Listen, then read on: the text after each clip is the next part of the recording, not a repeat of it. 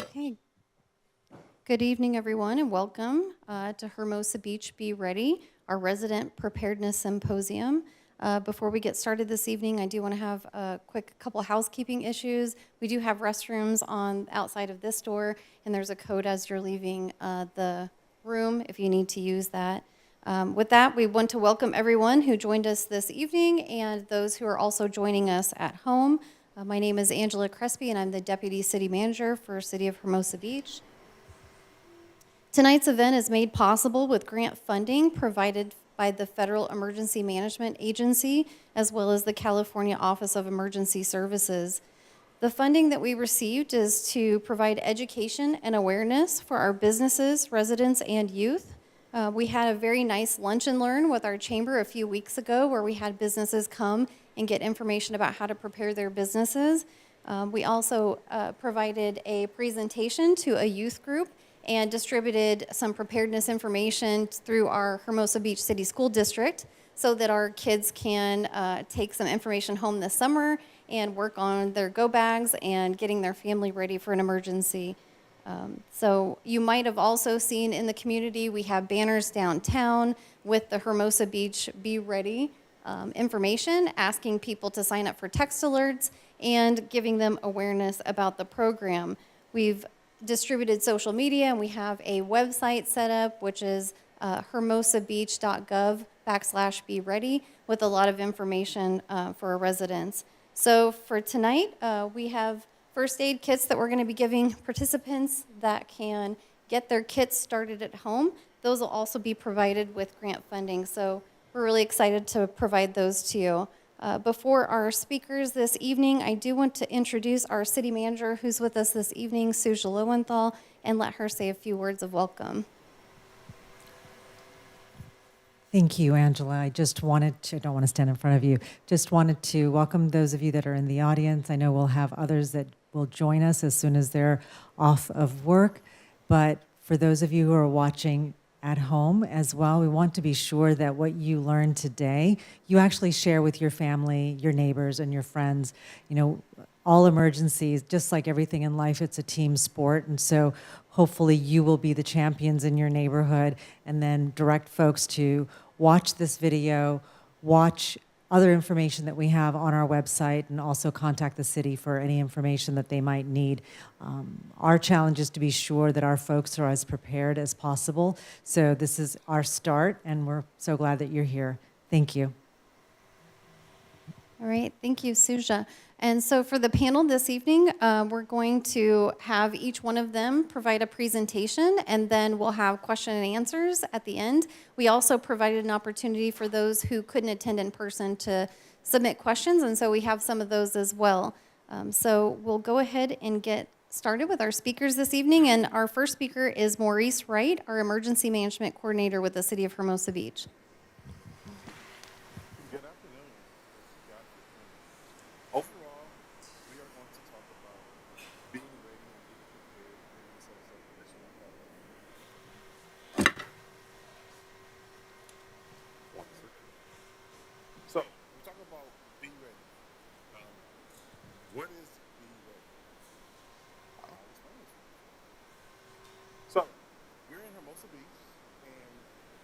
Hermosa Beach is really known in the South Bay. It's known in LA County. It's known in California State. It's known throughout the nation. We get a lot of visitors. But outside of just visitors from outside, who else wants to visit Hermosa Beach? Disasters. Natural disasters do. And not just one type. So that's what we want to be ready for. So the first one we're going to talk about is tsunami. And we are in the tsunami zone, especially if you're below Hermosa Ave. So the goal at minimum, if a tsunami or a tsunami warning comes, will to be get above Hermosa Avenue. Now, should you say, hey, I'm here to Hermosa Avenue, I stepped across, I'm good, great. Should we stop there? Anybody? No, of course. Continue going for the safety of yourself, for your family. We definitely want to continue going higher as possible. Next up, we want to talk about earthquakes. Because of the fault lines that we're on, we're 26 times more likely to suffer an earthquake than most people in the rest of the country. So you also want to be ready for earthquakes. In addition to that, we want to go over extreme heat. Extreme heat is something that's on the rise in LA County, and if not prepared for, it can sneak up on you, and it can lead to sentinel events. Flood. We have a 93% chance by 2050 to have a flood of 3 feet high in Hermosa Beach. That is something that you definitely want to prepare for yourself. Severe weather. I'm gonna ask you guys a question again. Have you guys been in the South Bay in the last winter? So you've probably experienced rain severely, or wind, or lightning, maybe at the same time. And it could get worse, so much so that it could be called a natural disaster. So you want to prepare for that also. And then lastly, infection diseases. I don't like saying it, but COVID or something such as COVID, we want to be prepared for it. We should definitely take lessons learned from what we have. So now that we know some of the disasters, how can you prepare? Now let's go through a quick 72-hour, 3-day weekend as if it's a disaster. Let's just say we lose power for 3 days.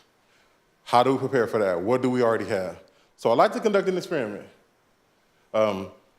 Think about what's maybe in the room, what you may have at home, what you may have in your kitchen, so that you may already have being prepared when it comes to a disaster. So first up, cell phones. I have 2, so I'm prepared for that. Some of you do too. But cell phones we probably have. I'm assuming you have water. Does anybody else have any of the other things? Snacks, like a tool, Swiss Army knife. Those are great utilities to have also in case of a disaster. Now, we're going to talk about 2 different type of kits. In this situation, let's just say we lost utility again. Let's think power for a little bit of while. We want to prepare a kit. We want to have a kit already prepared. You guys can see why you should already have a kit prepared before the disaster, right? I have to explain that. Good, you guys know. So the things that we want to prepare for now, the most important thing on this list is water. Everything else is okay. Everything else is good to have. Some of those things are really essential, but the most important thing is water. 1 gallon of water per day per person. So if you are a family of 4, that will be 4 gallons of water per day. So if we're thinking about 3 days, that adds up. So you don't want to go to the store and get 2 gallons of water and say, I'm ready. Good. Next up, first aid kit. If you're here in person, we got a first aid kit for you today, so we can help you start with that.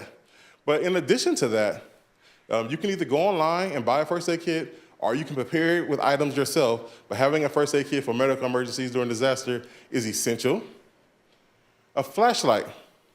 Having a flashlight is also essential, and this is something that you want to regularly check. You don't just want to have a flashlight and not check it because the batteries. You want to make sure you regularly check it, change your batteries in. You don't want it to corrode in there. Fire extinguishers, similar to flashlight. Having a fire extinguisher for your home is a great idea. Having a fire extinguisher for your kit, which is a separate fire extinguisher, is also a good idea. And this is something that has to be regularly checked also. Food and manual can opener. So we want to have non-perishable food, disaster food, long-lasting food. I like food. Hopefully you guys do too. But if this is a can and I want to get to it, you need can openers. You'll be surprised how often the can opener is forgotten in kits. So make sure in your own kit you add a can opener. So those are our essentials. Now, what is useful to have also? Clothes, specifically warm clothes. In the South Bay, especially at nighttime, even on summer days, it can get cold at nighttime. So think about you and your family having warm clothes in your kit. Sleeping bags and blankets are great to have, at least one for everybody in the family. A battery-powered radio. If power is working, plug it in so you can get your radio if you need it. If it's not, it's good to have the one that has both options, a battery-powered radio, because if the bandwidth is short, in case of emergency, and cell phone towers are compromised, or everybody's on their phone and bandwidth is small, having a radio to get your information becomes very useful. Next up, let's talk about cash. Have some cash. This is not the time to show that you got a lot of money and bring up $100 bills. You want to break it down. You want to have ones, fives, tens, 20s, and have enough to get change. So it doesn't hurt to have quarters, pennies, dimes, and nickels also. Next, tools. Very useful are tools. That also gets overlooked sometimes. Just like the med kit, you can predict your own tools. I need this, this, and this. Or you can go online and buy one and add to that. But you put that in your overall disaster kit. And then chargers. So cell phone chargers. If you have it, a watch charger, iPod charger, iPhone charger, every charger that you may need to regular, you want to also have those chargers back up into your kit. So when we get to personal items, another thing that's often forgotten is prescriptions and backups for prescriptions. And those are very important for us and our loved ones. So you want to have your prescription, and then you want to necessarily know your pharmacy. But if your pharmacy is in the disaster area, you want to identify a backup pharmacy, maybe within 10 miles, and then another backup pharmacy within 30 miles. So you want contingency on contingency when it comes to prescriptions. Treats. So we talked about food and water. Treats are definitely nice to have, if possible. Whatever those may be, have those prepared. Next, we want to talk about personal items.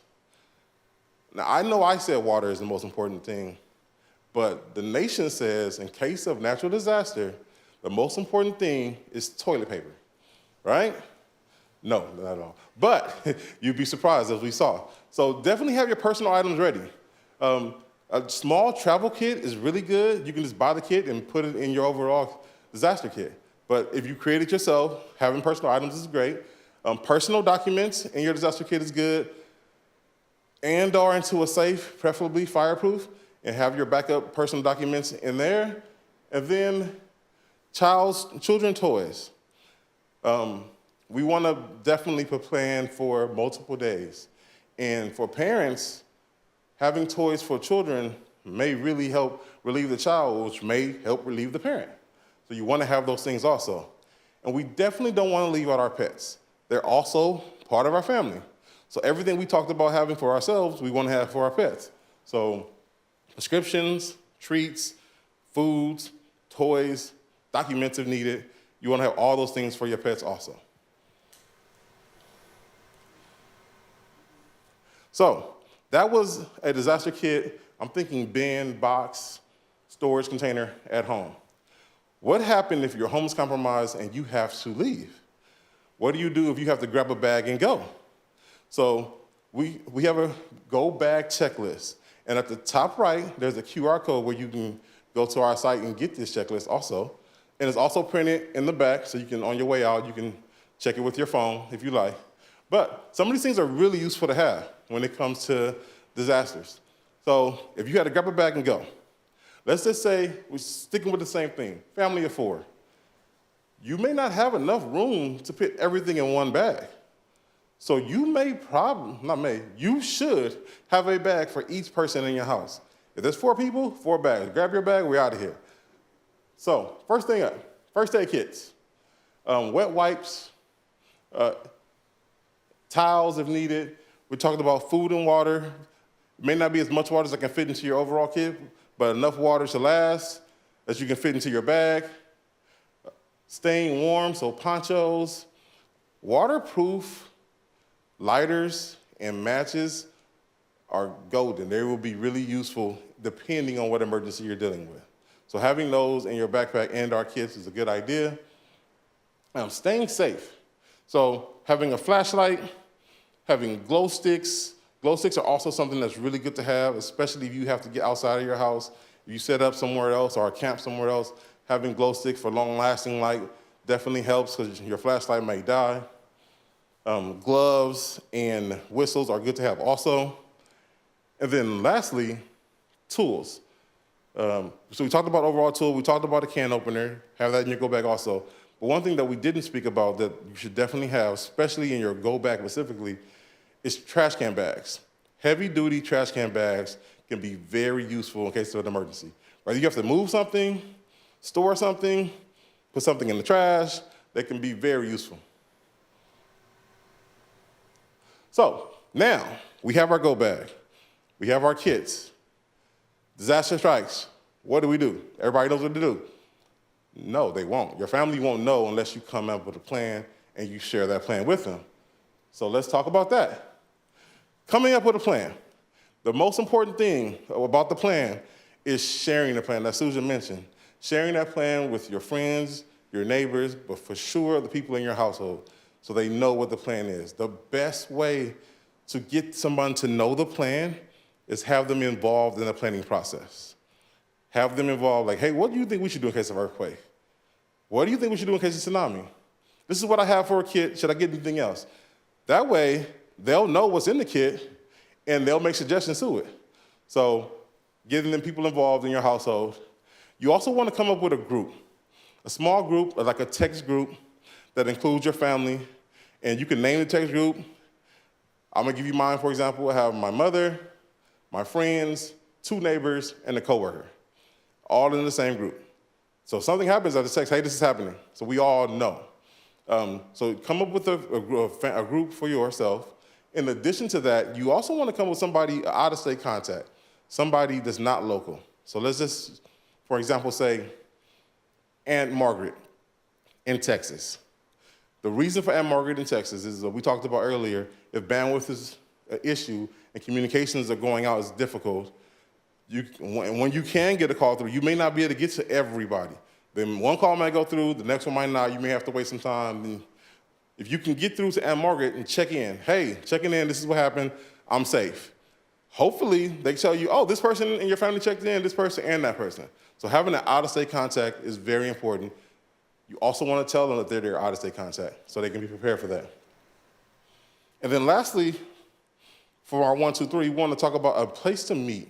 So what happens if disaster strikes? One person's at home and grabs their go bag. One person is 2 cities over. Somebody else is LA County. Somebody else is Orange County. And then bandwidth is a struggle. Everybody can't get through. Having a place to meet that everybody knows is crucial. So you don't want to just say, okay, we're all going to meet at South Park. Where at South Park, for example? Or we're all going to meet at Hernando and Pacific Coast Highway. Where? That's a pretty big intersection. So you kind of want to drive those locations, go there. This is where we'll meet. This is stop 1. If we're not meeting here, this is the backup location. That'll take 5 minutes. That would save you a lot of time later on. So the guide overall is being prepared, as we just talked about, coming up with a plan, being cool. So you definitely want to listen to orders, listen to evacuation orders, pay attention, and then lastly, remain resilient. Definitely if you need to go to the hospital, seek medical attention. Don't return to your home until it's safe. If the fire department, the police department are saying, not yet, you don't want to say, man, they don't know what they're talking about. It's cool, I'm going back. Because we never know what's going to happen. We want to be sure. With that being said, in a recap, before the recap, I want to encourage you all to sign up for South Bay Alerts. If you haven't already, it's very crucial. We won't spam you. Actually, you get alerted very rarely. It's not all the time. And that way you get the information. You know what's happening. If an emergency is happening, you get the call. You get a text. You won't get one every day or every hour. We're not going to sell your information. It's just for you to get the information in case something happens. In case of emergency, or maybe something small, just safety related. Hey, this area is blocked off. This light is down. Traffic is backed up here. Some big and small, good information to have. So if you have not signed up for South Bay Alerts, I would strongly encourage you to do so. Print out the Go Bag checklist from the QR code that's here and or in the back. You can do it with your phone on the way out. Double check your Go Bag, continue checking it, create a plan, and share your checklist with your friends and neighbors. With that being said, thank you. Okay, thanks, Maurice. That was really helpful information. So as Maurice shared, one of the most important things is getting together a kit. We do have in the back, on the back table, some very helpful stickers that you can use and stick on a bin that has a checklist of how you can prepare your kit. You do have one of your first items, which is the first aid kit for this evening. And if you're watching us remotely and you'd like to receive one of those, please reach out to us at oem@hermosabeach.gov, and we'll make sure that you get one of those. So our next speaker this evening is Chief Brian Kane, Acting Assistant Chief with LA County Fire Department that covers Division 1 in Hermosa Beach. And he's going to share some information with us about what the LA County Fire Department team will be doing in the case of an emergency. So, Chief?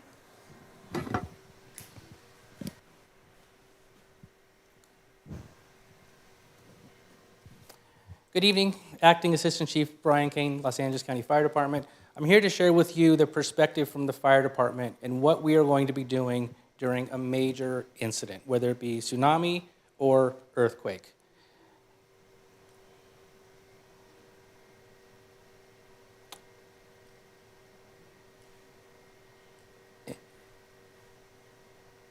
PowerPoint?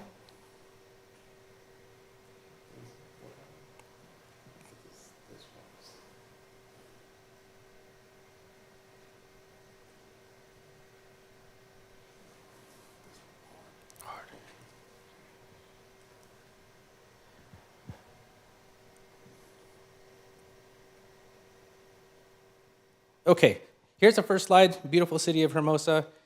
We're just about ready to experience an earthquake. What is the fire department or your Station 100 going to be doing when this incident does take place? According to the USGS information, a 7.1 or greater earthquake could cause 1,800 deaths, 1,600 fires, 750 people trapped inside buildings, 50,000 visits to the emergency room, and 19 days of search and rescue efforts. Also, they're saying that there is a 75% likelihood that this event could take place within the next 20 years. Why am I bringing up these numbers? These numbers are to articulate to all of you out there in the public in the beautiful city of Hermosa that this is going to be our main priority. We are going to be incident saturated and resource limited. I'm going to go through a little bit on how we're going to attack those incidents in some further slides, but this should pretty much tell you that you're going to need to be on your own for quite a while, if not days, before the fire department or emergency resources are going to be able to get to you and your needs at your respective house. So earthquakes. Earthquakes, for the fire department, we have a scale from 0 to 6. 0 being there's been an earthquake recorded on the Richter scale, but nothing has been felt, to a level 6, where we have total collapses of buildings in a certain geographical area. A level 2, which is something's felt, we have windows broken, we have things off shelves, it prompts the fire department and all the respective stations to institute their earthquake procedures. I'm going to go through what Station 100 is going to be doing if they feel a level 2 or greater. The first thing that they're going to do is they're going to do a site survey. A site survey is inclusive of determining whether the resources within that respective station are available to respond, if there's any structural damage to the station that's going to inhibit those resources from exiting out the front door, the big apparatus door, if the fuel system that each station respectively has is up and going, and any other infrastructure within that station is good. Computers, IT, telephones, radio systems, etc. Everything that we need to make that respective station function. And of course, we're going to be making sure that all of the personnel within that respective station are uninjured and available to use their apparatus to respond out into the city. That's number 1, site survey. Next, we're going to be doing a jurisdictional survey. So Engine 100, which is your hometown engine, and Squad 100 have a predetermined pathway throughout your city to check certain values at risk, whether it's a school, a public assembly, a high-rise, an occupancy with lots of people, major arteries, the pier, for example, if there's a tsunami potential, anything that they need to see rapidly to see what the state of the city of Hermosa is after they've experienced the recorded earthquake. That's kind of a down and dirty, rapid drive-by. Following that, after it's reported to the incident commander or command and control, a secondary jurisdictional survey is going to be performed. It's the same route, but it's much, much slower. And now we're taking notes on what infrastructure, what public assemblies, schools, et cetera, how far they're damaged, and what needs are they going to need within the near future. Now, keep in mind, when you see us doing these primary and secondary jurisdictional surveys, we're not stopping. We're doing a record keeping of the city and the state of the city so we can come back later and triage the incidents of importance in order to where we're going to go respond back to first, or what additional resources we're going to need to call in to assist us with the damage that we're finding on these two surveys.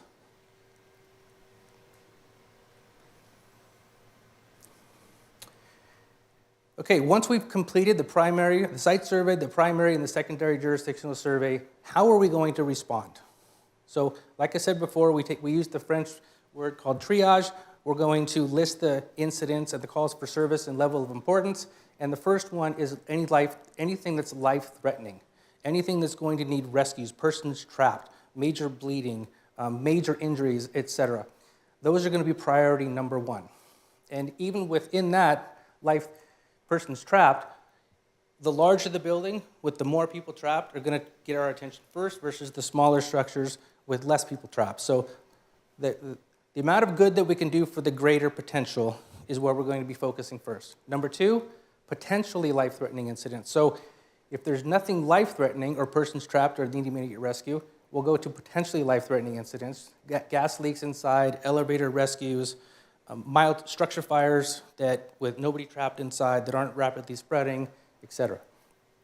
Third priority is anything that's non-life-threatening. Flooding, calls for service to public assist just to help them get out of their house or get to their car, get their car out of the garage because the power's out, fire alarms, gas leaks that might be outside, incidents that may not cause any life-threatening or situations.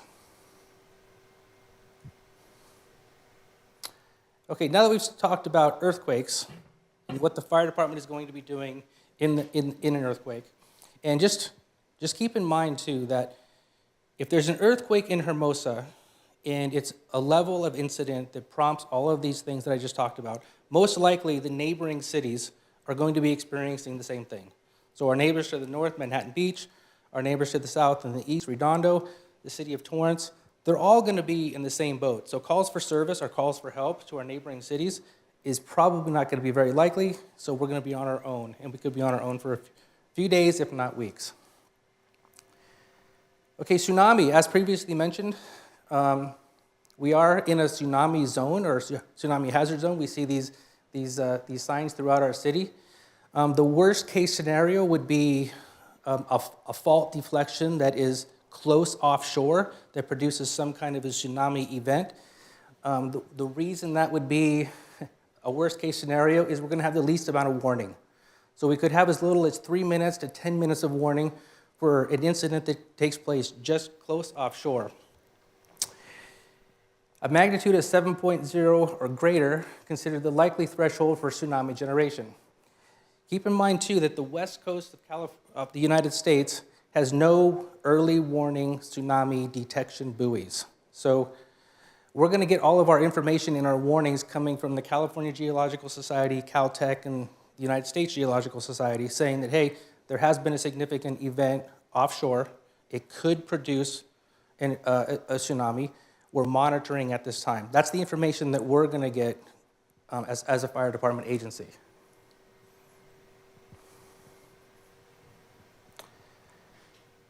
This here is an actual map from an incident that took place in 2011. This was a tsunami advisory, and also one that took place in 2022 after the volcanic eruption in Tonga.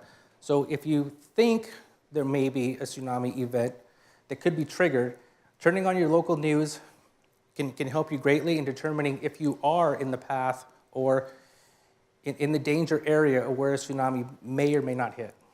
As you can see on this map here, Hermosa is right in the center.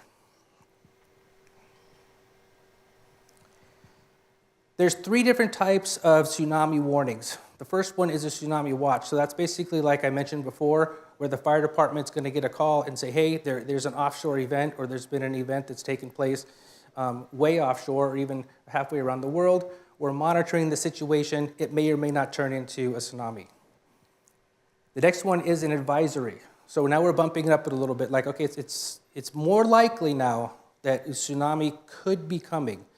If that happens, we're going to get prompted as a fire department or a first responding agency, and now we're going to send out notifications to our respective cities. So we're going to be giving calls to the city of Hermosa saying, hey, this has been bumped up to an advisory now. Take the necessary steps within your city to alert your individuals or your constituents here that a tsunami could be possible. The next one is a tsunami warning. Now this is where the tsunami, okay, it's coming. And we'll probably have a pretty good idea of when it's coming based on how far offshore it is and when that event took place. So this one is now we're going to be doing tsunami evacuations. So you're going to be following those evacuations routes that we took. You're going to be following, these signs here are within the city. And we're going to be coordinating with law enforcement partners to make sure that everybody is notified, especially west of Hermosa Ave, to make sure that everybody is notified so they can evacuate in the appropriate amount of time before the tsunami gets to the city of Hermosa.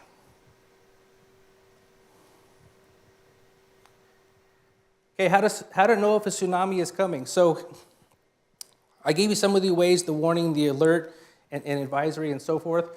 But you yourself can be monitoring your wireless devices, your cell phones, your radios, your TVs, and so forth. One of the telltale signs that everybody always says, if you're actually on the beach and there's a near source event, you see the tide that's going way, way out, and that should clue you in, like, oh, something's coming, something's going to happen, which should give you an indication that you need to get to higher ground. Alert South Bay. This is a regional alert and notification system. The website's up there. You can log into this via your personal device or whether your desktop computer, and you can see all the corresponding cities there at the bottom that are connected to Alert South Bay, and it's pretty much all the cities within the South Bay, including the Palos Verdes Peninsula. There's a tremendous amount of information on there, and this, if you sign up and register, it'll push alerts to you based on where you are geographically. So if something's coming to the city of Hermosa, and you're in the city of Hermosa, you're going to get a push alert from Alert South Bay saying, okay, get ready, and this is what's coming, or this is what's going to happen. It's a great resource.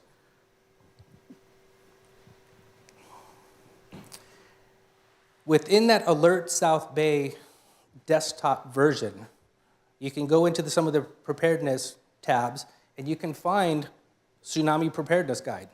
Well, within that tsunami preparedness area, you can put in a prospective address, and it will tell you where you are versus the line in the sand, which they have drawn, the California Geological Society has drawn in the sand as Hermosa Ave. So I did some fictitious addresses, and this is how it looks when you put in an address. So if you live in the city of Hermosa, you can put your address in, and then that little text box will pop up, and it'll prompt the program to show you exactly where you are in relation to potential tsunami inundation. So I did one east of Hermosa Ave, and then I did one west of Hermosa Ave. So you can see here, the yellow is the danger area, the green is more of a warning area.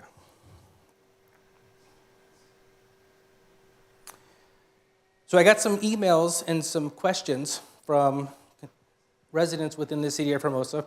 So I thought I would just write some of the better ones down and then just answer them here for everyone. So what should a resident do if you live in the tsunami zone and a destructive earthquake hits? If we live in the tsunami zone, do we just jump in our cars and head for the hills? So the answer to that is no, don't just jump in your car and head for the hills. As I previously mentioned, it kind of depends where in the city that you live. So the best thing to do if the big earthquake hits is, if we do have power and your TV works or your radio works or your cell phone is charged, just wait for alerts to get pushed to those devices to give you an idea of, okay, is there a concern or is there not a concern? If there's a major earthquake in the middle of the night, we live in the tsunami zone, do we grab our go bag, if we have one, and scoop up our family and simply run? So we answered that question too, right? So no. Wait for the alert from the city. Wait for the alert from Alert South Bay. Like I said, turn your radio on, turn the news on. See what direction they are giving you. Do we check on our neighbors to make sure they are safe and evacuate if their homes are damaged in an earthquake? So it's always nice to check on your neighbors, especially if you have neighbors that have, special needs that can't, walk on their own. They need special assistance getting around. They're elderly, etc. It would be very nice if you helped your neighbor out in this situation, because maybe they are in need. Maybe their house is more damaged than yours. I would always say, if time permits, saving for your own safety, check on your neighbors. It's just a nice thing to do. Following a major earthquake, should residents of the tsunami zone check for tsunami alerts, and how best can we do this if there is no power or cell service? So this is a great question, and I actually did a little research on this one. So I have been told that AM 1070 and AM 640 are the go-to bulletproof AM radio stations that will be up and running pretty much if anything happens. So another question was, okay, so how do we do that if there's no power? Well, hopefully your cell phone is charged. We can get our radios on there. All of our cars have an AM setting, although even you may not know that, but they do. But these are wind-up emergency radios that are available on Amazon. The yellow one was, I think, $35, and the red one was like $56. But anyway, so you don't have to change the batteries. They last indefinitely, but you can wind that thing up, and you can put it to 640 or 1070 on the AM frequency, and you'll be able to get the information that you want in real time instead of just sitting in wonder. The one on the right actually has different ports on it, so you can keep your cell phone charged, your personal device, etc. But these are readily available on Amazon.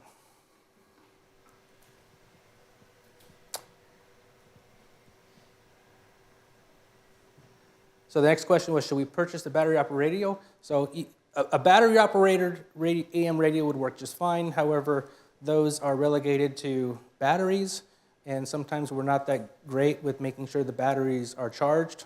So I think for me, it would be the wind-up is kind of the more robust way to go.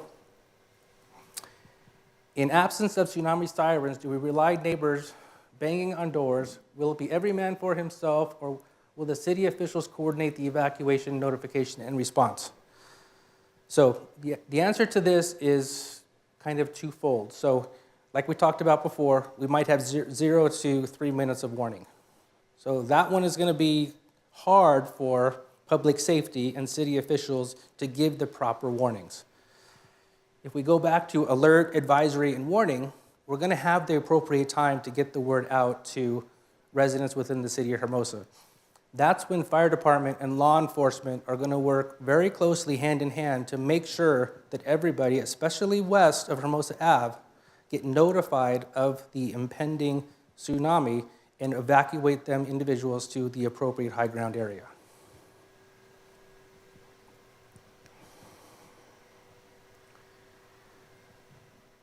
So what will trigger a tsunami evacuation order, and who will activate the Hermosa Police Department, local fire department, and response? So I already answered this question. So we're getting our information from Caltech, the U.S. Geological Society, and the California Geological Society. So individuals above me, we're not just sitting in a room and kind of winging it. We're using real-time data from these individuals to give us accurate information so we can make the appropriate decisions on when to pull those evacuation triggers. We do not take evacuations lightly. So if we do initiate an evacuation, it is a need, and it's something that needs to be done in a rapid manner. And if you do hear that there is an evacuation warning in your respective area, it's something to be taken seriously and to act upon.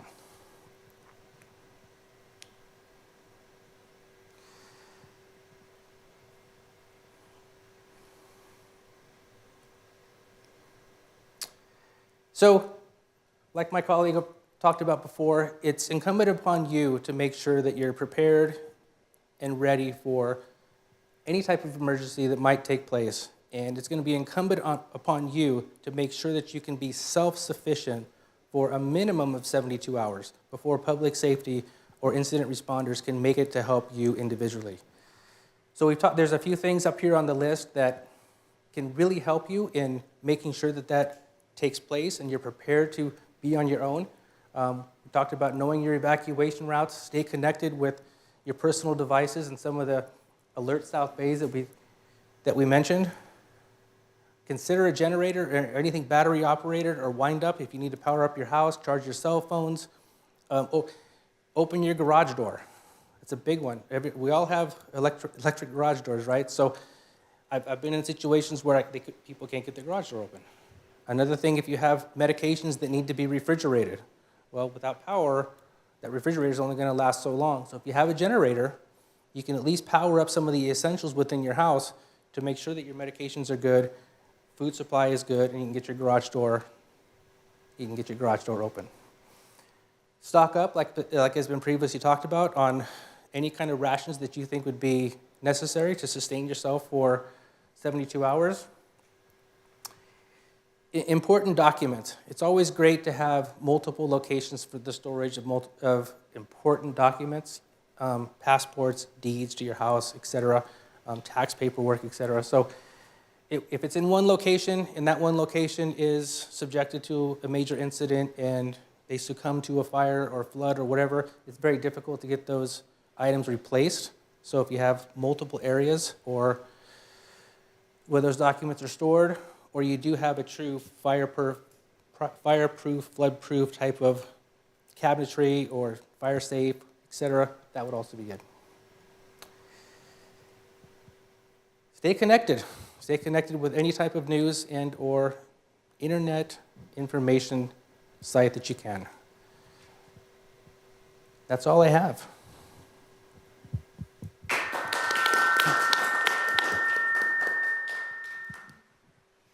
Okay, thanks, Chief Kane, for providing that perspective from our Los Angeles County Fire Department. Last but not least, we have from Hermosa Beach Police Department, Acting Captain Mick Gallia. Thanks.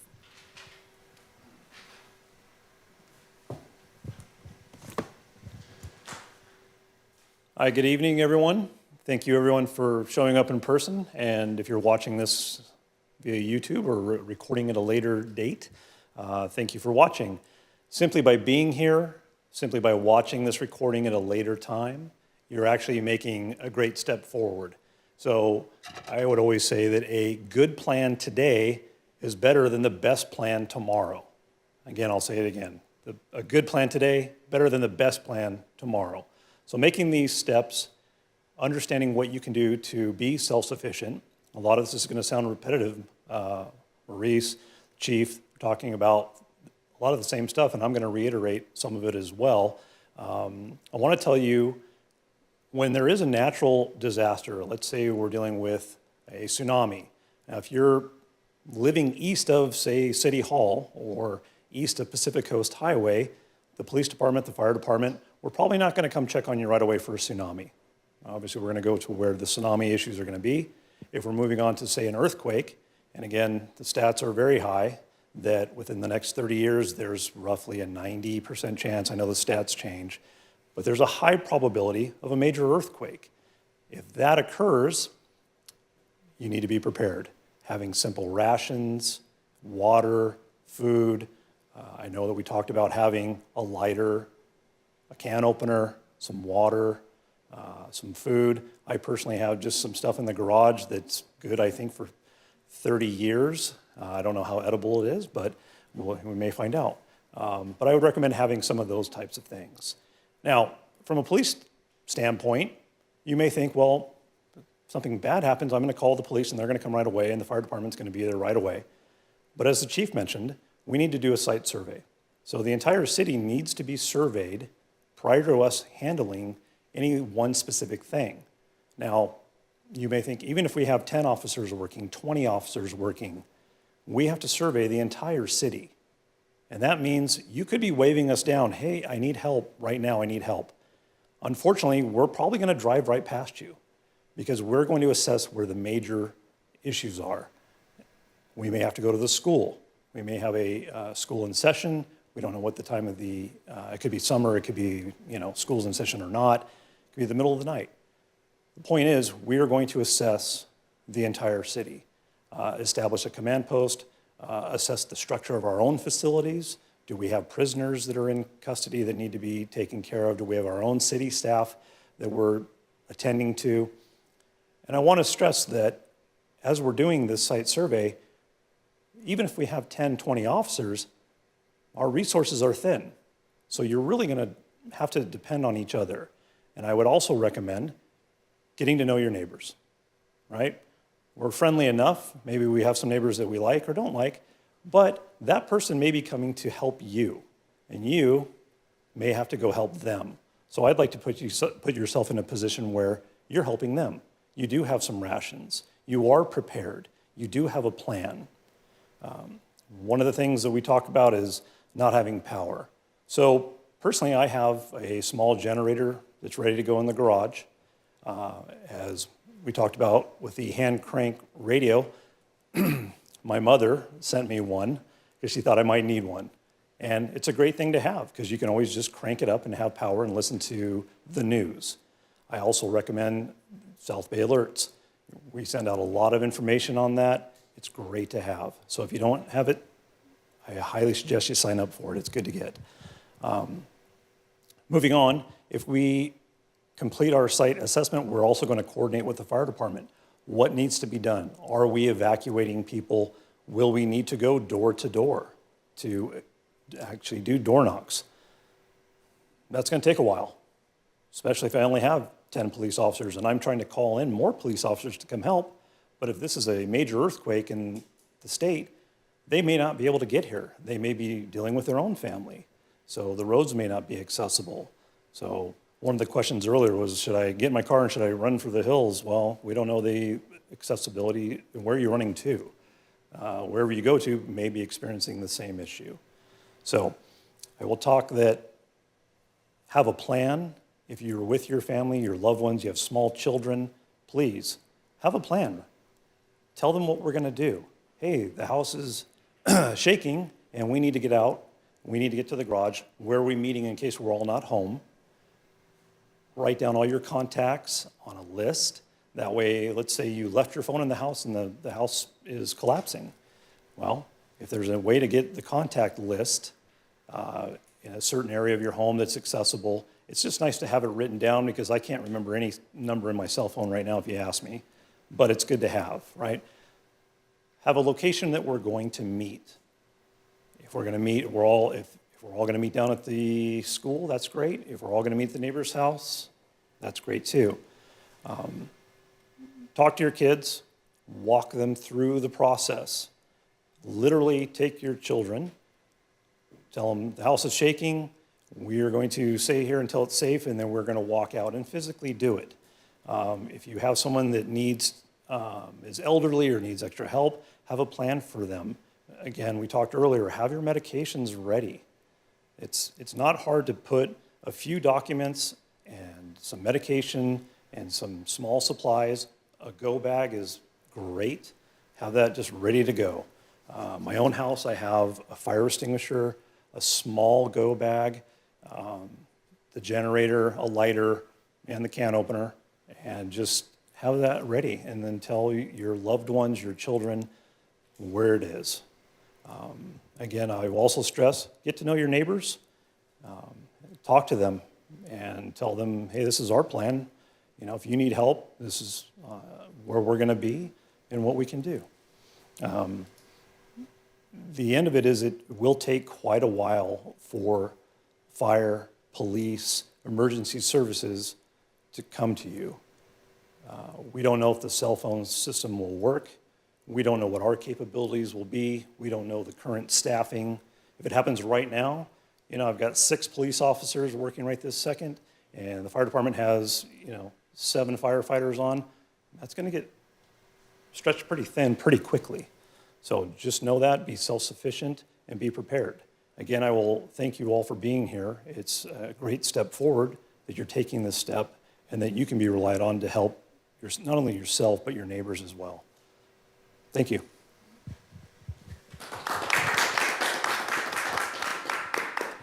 Okay, thank you to Captain Galia, and thanks to our panel. With that, we'd like to open it up to questions from folks in person. I do have a microphone I'll pass around so that folks at home can also hear the question if you'd like to ask one. Great. Thanks again, guys, for sharing all this information. This is great. I have a whole bunch of action items here written down, big crib sheet. So much of what you said when you shared it made sense to me. It was like, oh, yeah, of course. Like, why didn't I think of that? There's one thing that you said, Maurice, that really surprised me, and that was that you expect some kind of flooding event to happen in Hermosa with floods of like 3 feet or something. That's something I haven't heard about. I've heard a lot about tsunamis. I've heard a lot about blackouts, earthquakes. So any extra information you could share on that would be really cool. So these are all projections based off experts, and that is one of them was flood of 3 feet within by 2050. Well, I'm assuming that would come from rainfall, but that's just one of the expectations. When we get a lot of rain, as you can see in LA County, the water doesn't have a place to go, so eventually it just goes up. So preparing for that is a big deal. One other thing, over the last 2 winters in Hermosa Beach, we've had events where we've offered sandbags to residents because they may have localized flooding on their property, even if it's not, a larger flood. So we typically do put out information if people feel like their property specifically is prone to some flooding. We offer sandbags and usually have those available at the city yard. So.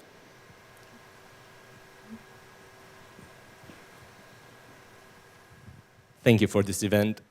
How can we as residents help you during an emergency? Do you have some kind of a formal training that we could get then during the emergency? We could come out and volunteer, whatever you need, resources? Before you, though, the best way you can help me specifically is be prepared yourself. You being prepared also helps me a lot. That's the number one step, I would say. But when it comes to training, go ahead, Chief. I would say the first thing would be to know how to shut off the major utilities within your respective house, and then you will be able to help your neighbors. Knowing how to turn off your gas, if you have a gas main break, a gas line break, et cetera. Knowing how to turn off your water, if you have a water line that breaks that could be potentially flooding your house or your neighbor's house, knowing how to turn that off. If you have some open electrical wiring that is short-circuiting and so forth, knowing how to turn off all the power at your panel. Those are the very, very basic things that can make a huge difference in an emergency and create a situation where your house is not being furtherly damaged by the repercussions of the big event that just took place. And then with you having that knowledge, then you're able to spread that throughout your neighbors to help them as well if they should be having flooding issues, electrical issues, gas line issues, et cetera.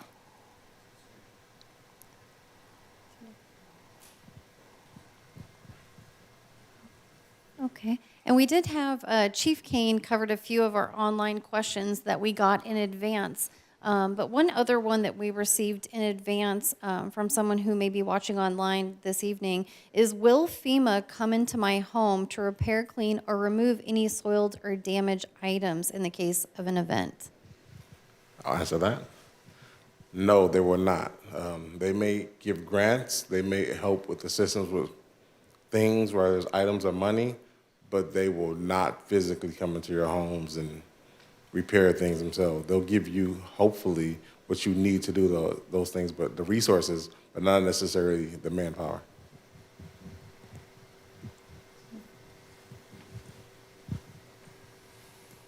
I had a couple of follow-up questions. So a lot of cities have their CERT program, so maybe the follow-up to his question is, as we prepare to bring that back online, what information can we share about that program? And then the second part, so I don't have to use the mic, is what should people do when they have fire extinguishers that have the pressure gauge and the gauge looks like it's in the red? Can they refill that somewhere? Is that a waste product? What would they do? So for the CERT program, that is something that is coming soon. That's in the works. definitely is on one of the to-do lists that we're going to get accomplished moving forward. So to be determined, or to be announced soon, but continue checking for alerts. Similar to, as you saw this one, we'll post that online to say CERT program and training days and et cetera. But great question. But you too, thank you. Okay, as it relates to the fire extinguishers, it depends. If you're a commercial business within the city that has a fire extinguisher in that respective business, typically those are able to be serviced, and they have to be serviced on an annual basis. That's what the tag on there is for, and that's what all the gauge also represents. The reason they need to be serviced annually is because the powder in there tends to clump. So they need to make sure annually that it's not clumped at the bottom. Now, if the gauge reads 0 or red, then of course that is out of service. And if it's not an extinguisher that can be serviced, then it needs to be replaced. And typically it's on an annual basis. And just to follow up on the CERT, the acronym for CERT stands for Community Emergency Response Teams, and that's a training program for residents who can train to become prepared for emergencies, to help themselves as well as to help their neighbors and community. We will be looking to begin training on that as soon as this fall or winter. And so we'll be putting out information when that becomes available. I do understand from LA County Fire Department that there is an online training option. So it's nice and convenient for people who want to get started with some online training, and then there's an in-person portion towards the end of the training. So look for information. We'll send out notifications when we begin those trainings. Do you want me to speak on something a little bit? Sure. Sorry, TV guy, but I'm up. My name is Rosemary Vivera. I'm the Community Service Liaison with the Fire Department. And if you go to fire.lacounty.gov, because you want to take CERT now instead of waiting for it to come around, please go and check what the local classes are. We have a program called Hybrid CERT, where you take those classes online. You have 6 months to do the hands-on. So you can start at this point taking those classes online. We're going to be having some CERT classes in Carson, Hawthorne, and Gardena. And so those are the local ones, but we are coming to Hermosa Beach. But if you want to be prepared now, please get online and take those classes. Again, fire.lacounty.gov, look up CERT, and you can take those classes sooner than later. Thank you, Rosemary. That concludes our presentation for this evening. So if we don't have any additional questions, we just want to thank everyone for joining us this evening in person and online, and for those that will be watching this later so that they can be prepared for Hermosa Beach. Be ready. So thank you, everyone.